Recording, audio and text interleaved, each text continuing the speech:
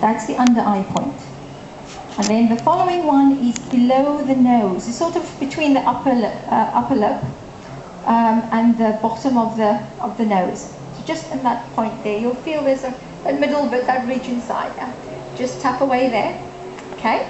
The following one is the chin point, and it's not actually on the chin. It's sort of again below your lower lip. Okay. Just tap there gently. The following point is your collarbone. Okay. Now, if you look, you'll feel that there's like a U-bone, the base of your neck. Yeah, it's a U-bone. You drop 1 inch down, and then 1 inch across.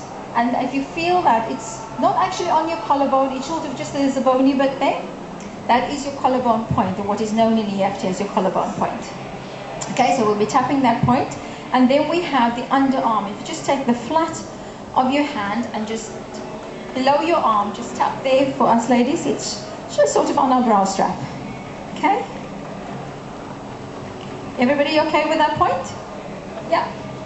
And then the following points are actually going to be on our fingertips. Now, holding this mic is going to be quite difficult doing that, so I'm going to attempt it without the mic. If you just hold it, bear with me. It's just at the base of your neck. You hold your hand towards you. Tap at the base of your neck. That's the thumb point. Okay, then the same place. It's on the index finger as well. The following one is the same as the middle finger. Okay? We tend to not do the ring finger because we do another point, which is called the gamma point. Okay? And that's why we ignore the ring finger. The following one is the little finger, and we'll tap on that one as well. Okay? And known as EFT's basic recipe.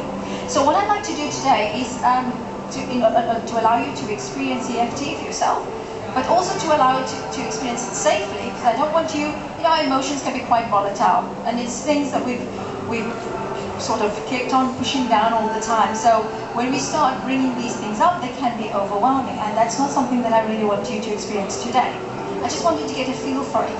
So if you could identify one of your own issues that you are quite comfortable with, you know, that doesn't bother you too much. It's not too high in intensity.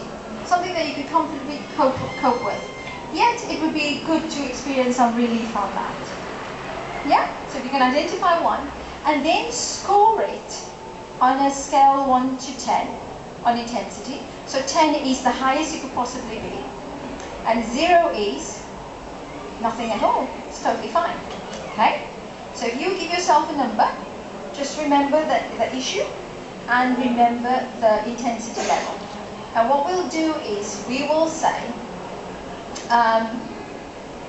what I will be doing is I'll be tapping, and whenever I say the problem, you will put in there, in that space, your particular problem. Okay? And we will then see how you feel afterwards. So we'll do one round of tapping. Everybody okay with that? Yeah? Okay? Pop that down there. You say with me, even though I've got this problem. I've got this problem. And it's really bothering me. I don't want it anymore. I don't want to experience this anymore. I've had it for too long. And I'm now ready to let it go. And even though I've experienced this problem, I deeply and profoundly love and accept myself anyway. I love and accept myself just the way I am, even though I've got this problem and I can't stand it anymore. I don't want it. I'm ready to let it go. Through the nose, out through the mouth. Just blow it out. I'm letting it go. Side of the eye. This problem. I don't want it anymore. I don't need it anymore. Maybe at one stage it served a purpose. Who knows, maybe it even protected me in some way. But no longer. I'm not that person that I was that needed this. I don't need it anymore. So I'm ready to let it go. Under the eye. I'm ready to let it go. First problem. That's okay. Okay, so it's your ex-husband really. Yeah, I think to be honest, it's a combination that suppressed my unhappiness for so long. I think that's what it is. I've self-diagnosed it. I was unhappy for so long, but I didn't show it. I suppressed it. I was married for 20 years when I should not have been married for 20 years. So okay. I think it's just built up because I've suppressed it all. Okay. So it's a matter of it wanting to be released. Yes. Okay. That's what we will be working on today. Okay. So even though if everybody could just repeat, yeah. Yeah, you're most important. Choose your something that troubles you. Yeah.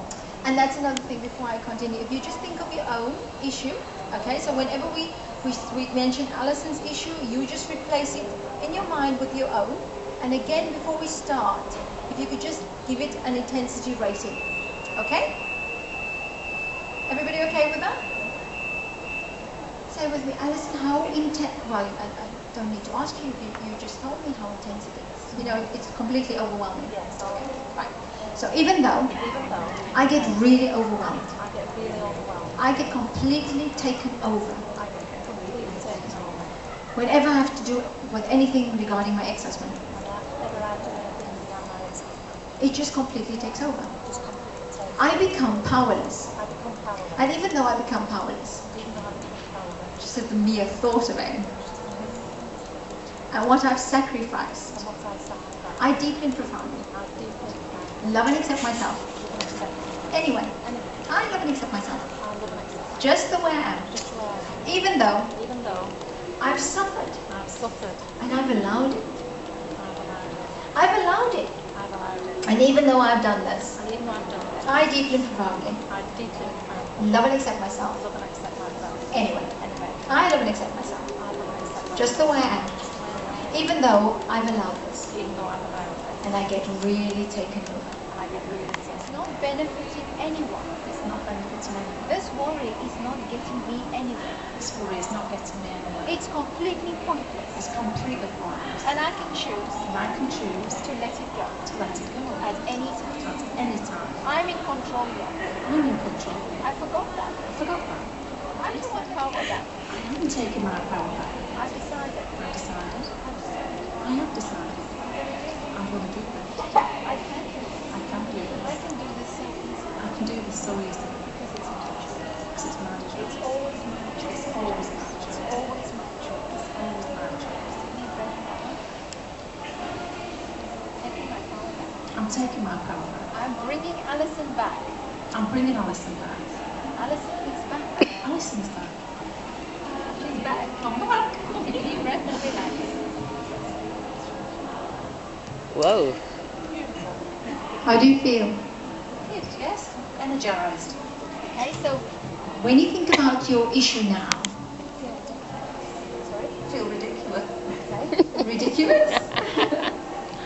Does it still hold the same intensity? You know, when you explained it before, you said, you know, the palpitations, just the thought of it, the worry, and you know, the anxiety itself. When you think about it, it makes you feel worried. Not as much now. I just feel this. I felt like that, to be honest.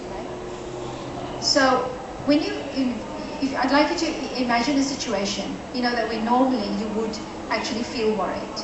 Okay? Describe how you feel about it now. I just feel a bit stronger, as though I could sort of just dismiss the sort of worry. Because before, when I had this really bad day on a motorbike, I was terrified of driving on motorbikes for a long time. And I used to panic if I had to do it. But now I could just think, I feel as though I could just sort of go to and just sort of dismiss it as though it's just nonsense and do it. That's a big shift, isn't it? Does it surprise you? Yeah, it does surprise me actually, because I've had it quite a while. how long have you had it? On and off like 2 years now. And when it comes, it's always intense? Builds up gradually. As the medication wears off.